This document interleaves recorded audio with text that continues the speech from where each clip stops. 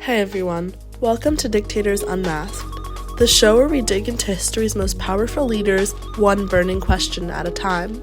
I'm your host, Sasha Greenberg, and today's episode is all about Benito Mussolini, a man who went from journalist to fascist dictator, a man who inspired both admiration and terror. But here's the thing.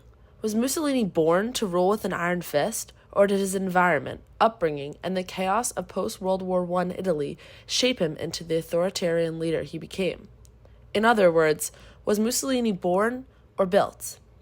To explore that, I zoomed with Professor Anthony Cardoza, who is a professor emeritus of history at Loyola University Chicago.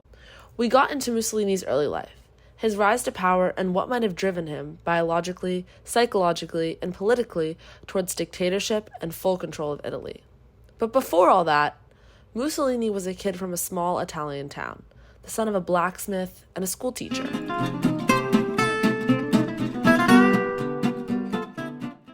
So, Mussolini's parents, how were they, and how could they have influenced his drive for power and his need for control?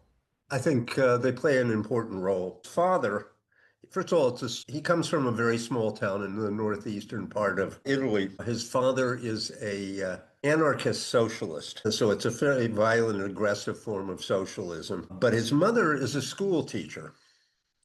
So it provided him with this combination of fascination with or an addiction to violence, the excitement, aggression, but at the same time, through his mother, he has certain intellectual interest. He graduates from high school, which in that period is unusual. So that would put them in the middle class. And so those two qualities come together in him, this combination of aggression with a certain degree of intellectual interest. Yeah, that's really interesting. I didn't know that it was unusual at the time to have graduated high school. Yeah. Sort of explain more about his childhood and sort of his education and how that might have affected the kind of leader he became. Well, I think it pointed him in that he did become a school teacher briefly, but then he moved in more into the arena of journalism. And through his, father's background, he became involved in the Italian Socialist Party, primarily as a journalist. He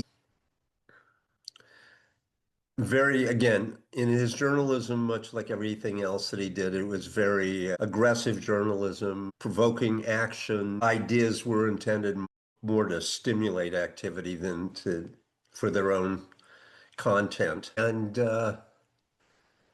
he had a very extraordinary rise within the Socialist Party. When he was comparatively young, I think he was under 30. He was head of the Italian National Socialist newspaper, which is pretty extraordinary. So he was a brilliant journalist and a powerful public speaker already in his 20s. Uh, so, you know, beyond that, those would be the things that I would emphasize in particular. Sort of talking about things that influenced him in his more of his rise. Did did the political chaos in post World War One Italy and sort of the instability of the government help him rise to power? And did he depend on Oh, that? yeah, I mean, that wouldn't have happened without the chaos of post-World War One. But before you jump to World War One, you need to the post-war period. I think that one of the crucial developments happens in 1915, because the Italian government stayed neutral uh, until the summer of 1915. Uh, but at that point, there was this whole movement to intervene in the war against Germany, and Mussolini became very, very committed to the idea of going to war. Okay, interesting. And that was in direct conflict with the Socialist Party majority, which was committed to neutrality because they viewed the war as a capitalist war. Both sides were capitalist, basically. And as a result, he's basically thrown out of the Socialist Party, and he makes this extraordinary sea change from being one of the leaders of the most extreme left movement in Italy in the direction of the most extreme right-wing movement. Namely, he embraces a sort of nationalist capitalism. Rather than class, it becomes community, Italian national identity, etc. Same aggressiveness, but with a different, I mean, the opposite end of the political Yeah. spectrum. And that's the way he moves through the war. The chaos in Italy after the World War I creates the opportunities because I think I would emphasize in particular, obviously, the post-war crisis, the economic problems, but also a sense of frustration about the war. Two things about the post-war crisis are critical for Mussolini's rise to power. One is in the wake of the communist revolution in Russia in 1917, you see the emergence of communist parties Okay. throughout throughout Europe and elsewhere in the world. And one of the important developments is that the socialist and the communist Hmm. view each other as enemies. Yeah. So what they wind up doing is creating what Barack Obama would have described as a circular firing squad. Okay. In other words, rather than focusing on the larger threat, let's say of the right, they focus on each other. So there's no compromise. The same thing happens in Germany in 1932. And that's one key factor, that the left is divided, but also at the same time, and this goes all the way back to 1915, the centrist parties are divided Uh-huh. because Italy is basically ruled by this, what's called the Liberal Party. And there's a monarchy, but it's a constitutional or Okay. parliamentary monarchy. Um, and they're split. So it's incredible as it may seem in 1919, 1920, 1921, the divisions within the ruling class party are between neutralist and interventionist. Okay. So it's the divisions that are created by the war prevent them from working together. And that's where Mussolini gets opportunities. Um, but he does it in a creative way, and I think his personal assets become very important there. Um, his tactical skills, um, his ability to mobilize and to adapt to changing circumstances. Because in 1919, the fascist party begins in 1919, and they run for the party competes for the parliamentary elections of 1919. I don't remember off the top of my head what percentage they get, but they didn't even get a single candidate elected, including Mussolini in Milan. And so it looked like the party was going nowhere. And then what happens is in the more commercial agriculture areas of the north, that's what I wrote my first book on. There's a very aggressive labor movement. What happens is the fascist squads emerge in this area, paramilitary forces basically, and they carry out a battle against these very aggressive labor movements, and that sort of gets the ball rolling. Again, in central Italy and to a lesser extent in northern Italy, and southern Italy is basically not involved too much in any of this. That process leads to October of 1922 when Mussolini announces the March on Rome. And it's really pretty much of a psychodrama.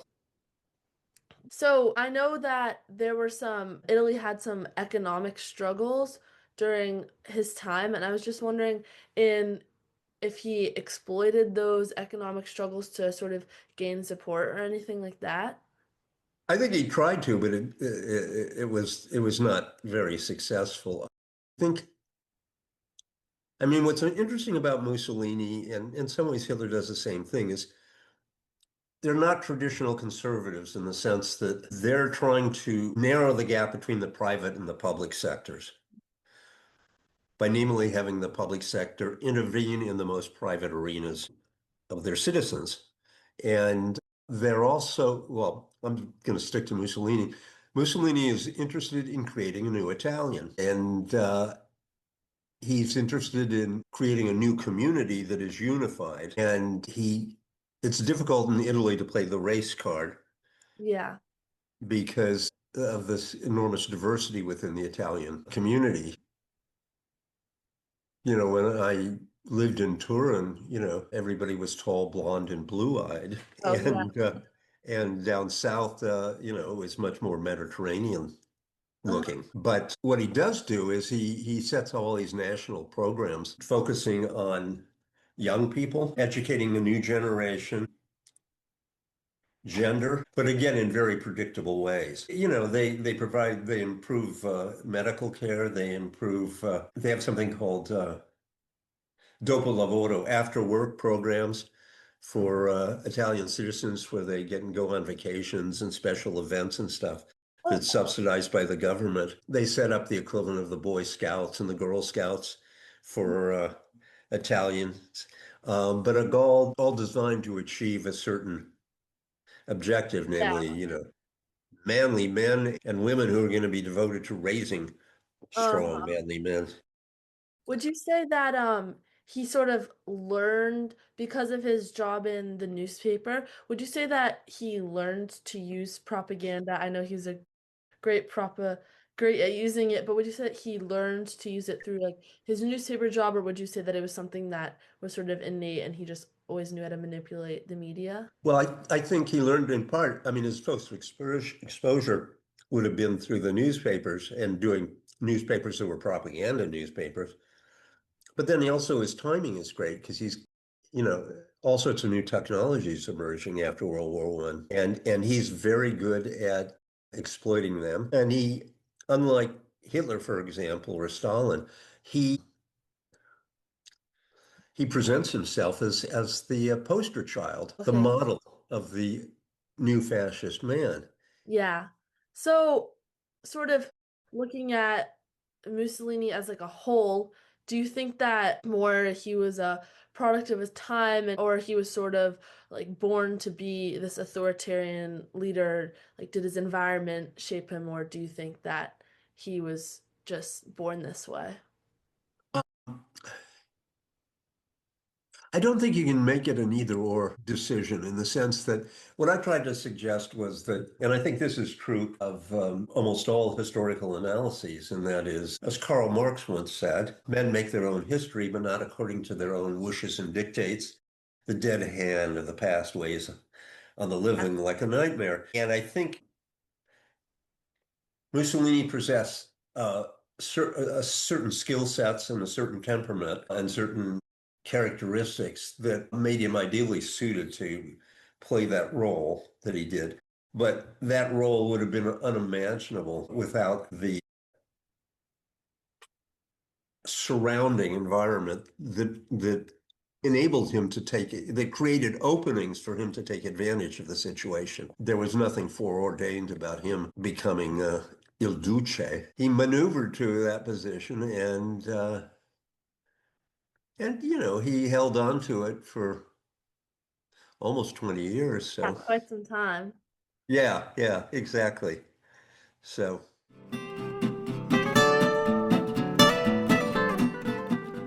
From everything I learned through my chat with Professor Cardoza, one thing is clear. There is no simple answer to the nature versus nurture question when it comes to Mussolini. Yeah, he had certain traits that seem hardwired: ambition, charisma, a hunger for control. But without the political chaos, the fear, and the instability after World War I, those traits might have never turned into fascism. It's made me realize that nature sets the stage, but nurture writes the script. And sometimes the timing, the historical moment, does the rest. So no, Mussolini wasn't just born a dictator, but he wasn't just shaped by his environment either. It's that mix of personality, upbringing, and historical circumstance that created someone capable of seizing that much power. Huge thanks again to Professor Anthony Cardoza for sharing his deep knowledge on all things Mussolini. This conversation really pushed me to think more critically about how leaders are made and how history doesn't just give us neat answers. Thanks so much for listening to Dictators Unmasked. If you enjoyed this episode, be sure to hit subscribe to follow along, leave a review, or share with a friend who loves history just as much as you do. Until next time.